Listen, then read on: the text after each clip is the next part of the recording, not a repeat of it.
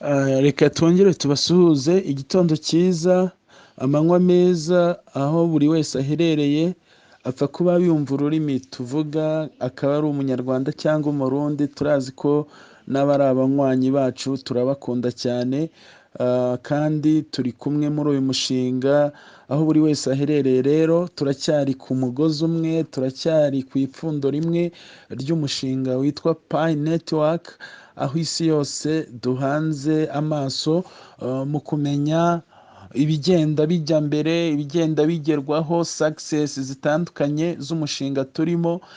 Yes, kuvugwa rero cyane ubu hariho amakuru agezweho agendanye na KYC. Muzi ko mu minsi ishizeyo yari lock up, nubwo hari n'abatarayirangiza, ariko reka tuvuge gatoya cyane kuri KYC. KYC, abantu badasanzwe wenda baba muri iyi industry cyane, hari igihe ari ijambo babumvise bwa mbere, cyangwa se rikaba ari ijambo bataramenya uko rikoreshwa n'aho rikora. Ubundi KYC, nubwo turi kuyivuga muri Pi Network, ariko ntago ariho gusa isanzwe iba, ahubwo KYC ikoreshwa n'ubundi ku masoko menshi cyane y'ikoranabuhanga, cyangwa se ku byerekeranye na crypto money, cryptocurrency. Aho hose n'ubundi iyo uri kuba umuyuza w'isoko bagusaba nyine kugira KYC. KYC rero ni ikintu kirekire.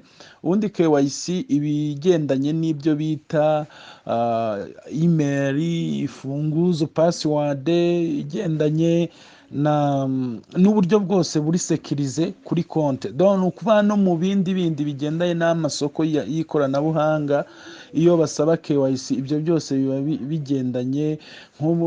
Kugira ngo mubyumve neza, habaho KYC zindi nka Binance igira KYC, isoko ryitwa Coinbase rigira KYC, la token igira KYC, Get Oil igira KYC, n'amasoko menshi yose n'ubundi abasanzwe agira ibyo bita ama KYC. So KYC rero turi kuvuga nonaha kuri Pi, yo ifite umwihariko cyangwa ifite n'ibyinshi byayivuzweho. Ubundi iyi KYC yo isa nkaho itandukanye n'izo twari tuvuzemo gakeya, kuko yo ishobora kuba izifashishwa cyane mu kumenya umuntu wamayininze akaba yaranubahirije ibisabwa. Kuko izindi KYC, hari KYC ubundi wapurayinga mu kugusubiza, bakahita bagusubiza mu minota 3 cyangwa iminota 5 ukaba ubonye resulta ya KYC. Hari niyo bimara amasaha 28, hari niyo bimara iminsi 3. Ariko niba mbyibuka neza, KYC ya Pi yo bavuze ko bishobora kuzajya binafata ukwezi kose umuntu yamaze kwa purayinga. Bivuga ngo ni ikintu bo bari kwitondera cyane kugira ngo bamenye umuntu uzahabwa Pi zabo ninde, kandi koko ni uwo mu kihe gihugu, ese ntabwo ari kuri blacklist, ntabwo ari ikihebe. Ibintu nk'ibyo byose ubona ko babitinzeho kubera ko bitegura ko aya mafaranga azagira agaciro karemereye, n'uwo ugomba kuyabona agomba kuba byibuze ari umuntu udafite imiziro mu rwego mpuzamahanga. Icya kabiri turi kuvuga ni uko abantu mwabonye ko KYC wundi izajya iba afishe kuri screen zacu, bitandukanye n'uko abantu babitekerezaga mbere muri buriya buryo twabonye muri KYC za ese. Iyi ngiyi yo iri mass KYC tubaye ko tubyita, yo ntabwo izagiza nka kujya kwa mbere abantu babyumvaga, ahubwo yo izajya ikora na reminder. Izakora reminder ize kuri home page yawe, noneho ikwibutse ko wabaye uneligible, wemerewe kuba wakwapurayinga KYC. So ishobora kuza utari muri right price, utari muri right time yo kubyitegura kubikora. Icyo gihe twakubwira ngo uzirinde kubitripota kugira ngo wenda utagira ibyo wiyangiriza, noneho urindira amasaha meza yo ku munsi rwose, kuko ntago KYC izazaho ako kanya ngo uhite ivaho. Ahubwo icyo abantu bitiranyije ni iriya minota 15.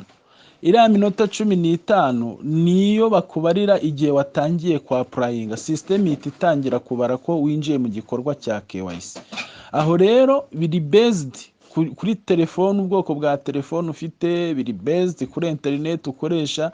Ibi byose bivuga ko ugomba kuba ari ibintu bifite biri nta makemwa mu kubikoresha. Icya kabiri ni ubumenyi, kuko iyo unyuranyije n'amabwiriza nabwo ntabwo ibyo bikunda, kandi ya minota 15 nigufata, so ni ukuvuga ngo ntabwo uri bube pasi, ntabwo uri KYC yawe bayakira, kandi hari igihe bitahita binagaruka kuri sisiteme wari urimo, bikahita biba ikintu kiba loaded gusa kigakwamira mwaho ngaho.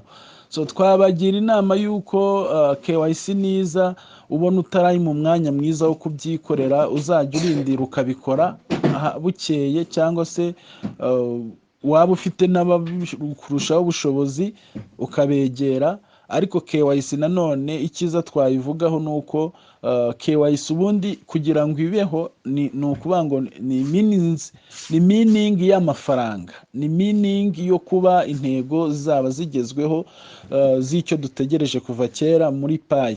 KYC umuntu wese uzayipasinga neza akagira na chance z'uko abaye pasi, ni ukuvuga ngo tayari azaba ari nko kwakira amafaranga, kuko payi nizigera kuri rwa rupapuro rw'umweru hariya twashinzemo mainnet, muzi ko niho hazaba hemerera umupiyoniya wese kuzaba yaha undi mupiyoniya za serivisi, kwishyurwa byose niho bizaba binyura. Ariko nanone tuzagenda tuhabwa amabwiriza na ba Nikora.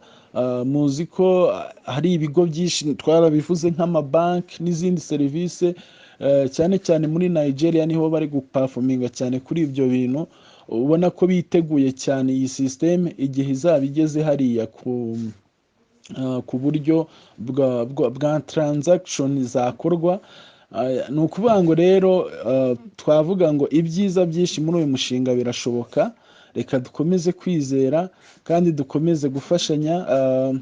Ikindi ni uko muri iki gihe bizaba bikorwa, buri wese akwiye kugira amakenga, kugira uburyo akora garide fu ikomeye ku mutungo we, kuko uyu mutungo twarabivuze kenshi tuburira abantu, ni umutungo uba mugari, ni umutungo uremereye, kandi noneho ni umutungo kwibwa byoroshye bitewe n'ikoranabuhanga abantu batarihuje no gutekereza iby'aka kanya gusa. Ntumenye ko nyuma y'imyaka 2, nyuma y'umwaka umwe, nyuma y'amezi 6 ibintu iyo byahindutse, amakuru y'uyu munsi wakoresheje nabi kiriya gihe yakuviramo ingaruka.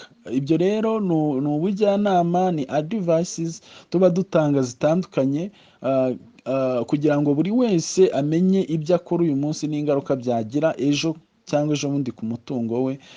Ikindi tunibutsa abantu batakaza amatelefone, abayibwa rimwe na rimwe bakajya kubyikorera, byamara gupfa bakumva ariho babikoresha. Nakugira inama, ubishoboye wajya ubikoresha nka serivisi, aho kugira ngo ubyikorere bipfe, uruzinge konte yose utangiriye kuri rimwe uyu munsi.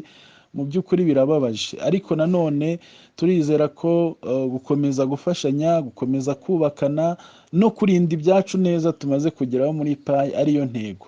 Murakoze cyane. Ni OTC Group, ku makuru abatandukanye menshi tufite tubagezaho. Ciao turabakunda cyane.